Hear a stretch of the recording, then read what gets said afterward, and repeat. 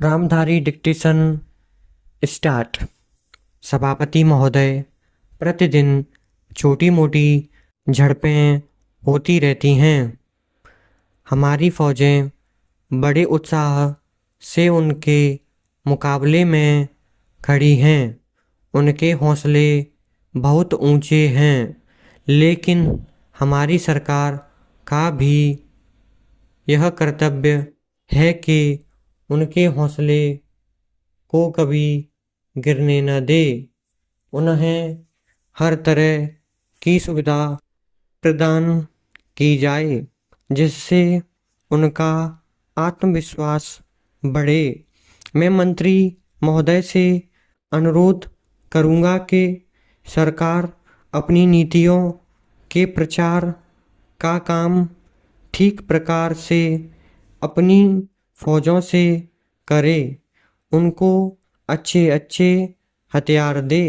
अनुसूचित जातियों और आदिवासी जातियों के आयुक्त ने जो अपना प्रतिवेदन प्रस्तुत किया है, उस प्रतिवेदन को देखने से यह प्रतीत होता है कि इसको तैयार करने में उन्होंने बहुत परिश्रम से कार्य किया है।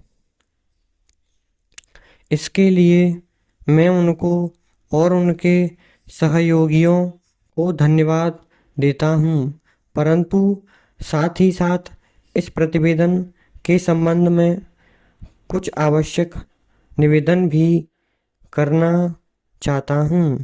पहली बात तो यह है कि इस प्रतिवेदन को देखने से ऐसा प्रतीत होता है कि इन कार्यों के लिए जिस धन का उपयोग होता है, वह 3 साधनों से उपलब्ध होता है: केंद्र सरकार द्वारा, राज्य सरकारों द्वारा और कुछ गैर सरकारी संस्थाओं द्वारा।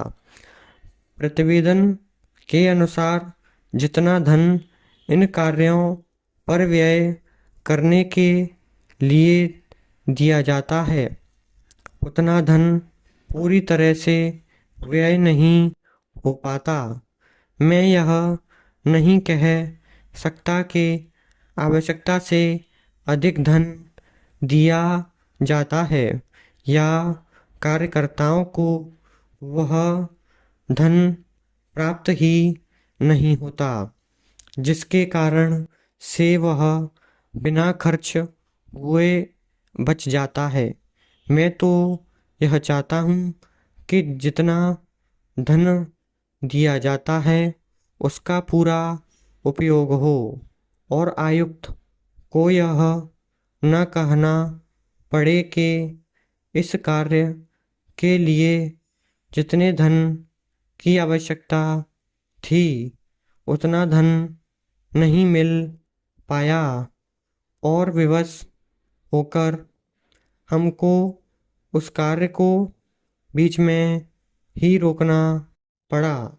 पैरा, जहाँ तक राज्य सरकारों का संबंध है, बहुत सी राज्य सरकारें अभी तक इस कार्य में असावधानी से काम ले रही हैं और इस कार्य को उपेक्षा की दृष्टि से देखती हैं।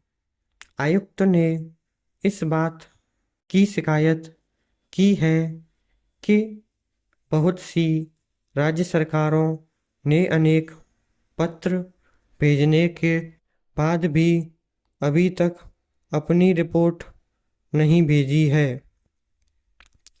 मैं चाहता हूँ कि सरकार इस तरफ निष्ठापूर्वक ध्यान दे।